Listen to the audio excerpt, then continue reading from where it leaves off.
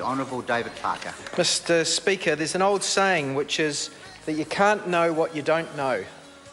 You can't know what you don't know.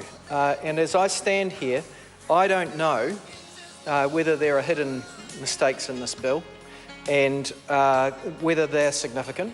And as a member of select committees, including at times the Finance and Expenditure Committee, I know that it is through the select committee process that we run in this Parliament that you tease out mistakes in legislation, sometimes errors as to words or grammar which have effect as to meaning, and sometimes errors as to policy.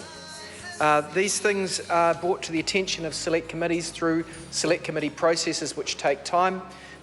More often than not, the mistakes that are found in legislation are identified by submitters to the legislation who are interested in the areas and go over it with a fine-tooth comb. Mr Speaker, in a Parliament that has only got one House of Parliament, we haven't got an upper chamber to correct mistakes and shoot things back to the main House of Representatives where mistakes are identified in the upper house. We are reliant more on select committee processes. Mr Speaker, the other thing I would say is the Finance and Expenditure Committee is dominated by government members. They hold a majority on that committee and they are in control of their own process.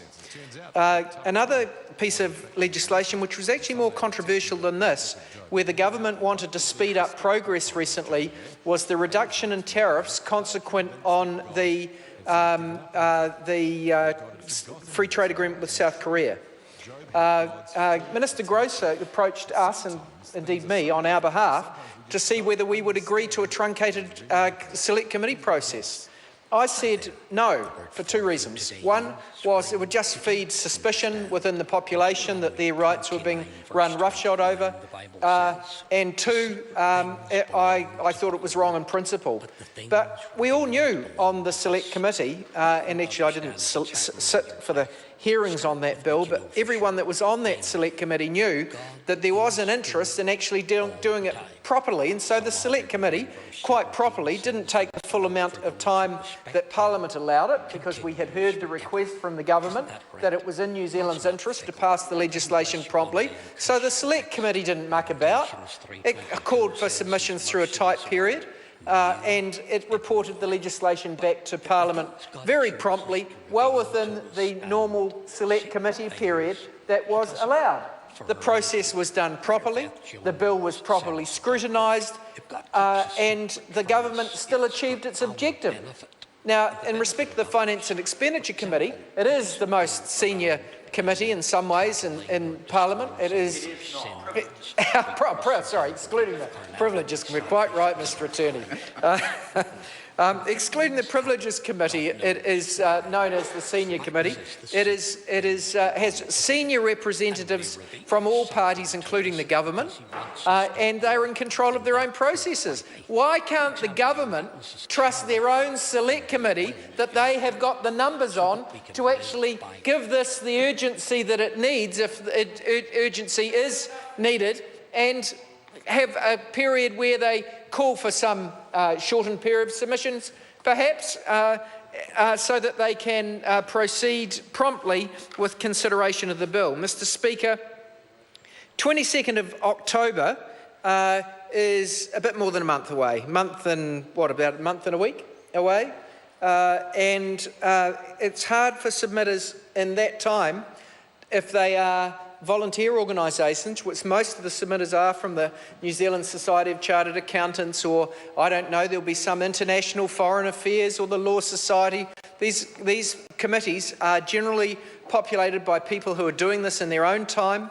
They have reporting structures that are periodic. They can't make these decisions as to what the submission should be off their own bat generally. They have to take it to a committee to whom they are accountable and get their approval, and that all takes time. You can't do it through in a period that it then enables the committee to give consideration to the submissions that are made. Mr Speaker, the terms of the treaty itself really aren't up for grabs. They've been considered by the prior select committee, so I don't think that the detailed consideration of the of the articles will be too hard, and indeed the terms of the bill are reasonably clear. It's not a complex bill.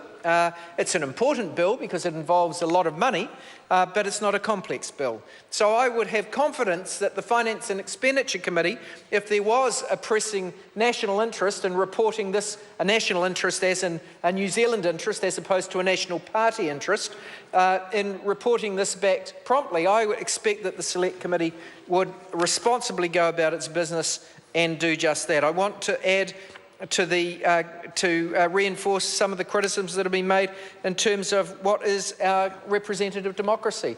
All our members of the Select Committee, including the members of minor parties, ought to be able to appear. Now, I know that one of the members of the Finance and Expenditure Committee is the Right Honourable Winston Peters. He's a busy man. He's the leader of the party. He's the representative up north, and he's on this Finance and Expenditure.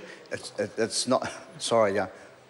It's not for me to interfere with the member's speech, but this isn't going to the Finance Committee.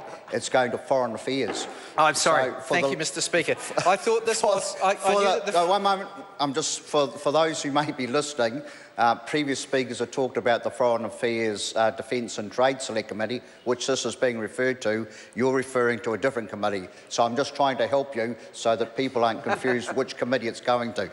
So the Honourable David... thank you, Mr. Speaker. I wasn't here when the Right Honourable, when the Honourable Bill English put the motion, so I'm sorry I picked that incorrectly. It is going to Foreign Affairs, but it is itself a senior committee. It's actually one of the committees that runs on a more consensual basis than some of the other committees. I've sat on it at times, and it's a more collegial committee, a less adversarial committee, and it is trying to achieve things in the national or the New Zealand interest.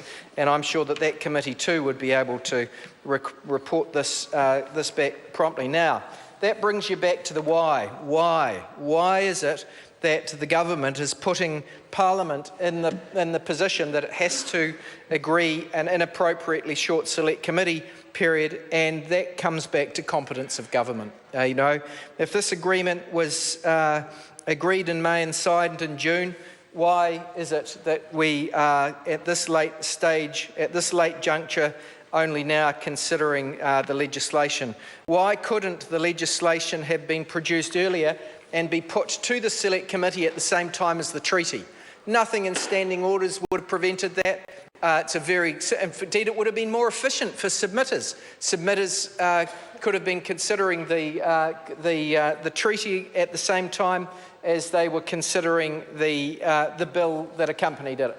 These things could have been done in parallel by the government, and they should have been, and we wouldn't, if they had done that, be contemplating this poor process which leads to less robust outcomes, Mr. Speaker. For those reasons, the Labor Party will be opposing this motion.